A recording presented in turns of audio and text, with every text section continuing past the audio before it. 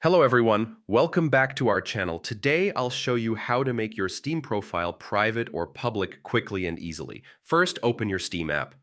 If you're not signed in yet, click the login button at the top right and enter your account name and password. Next, once you're in, click on your profile name, usually found at the top of the screen. Then select View My Profile to access your public-facing Steam page. After that, click on Edit Profile. This is where you can customize how your profile looks and what others can see. Now, go to the Privacy Settings section. Here, you'll find options to control who can view your profile.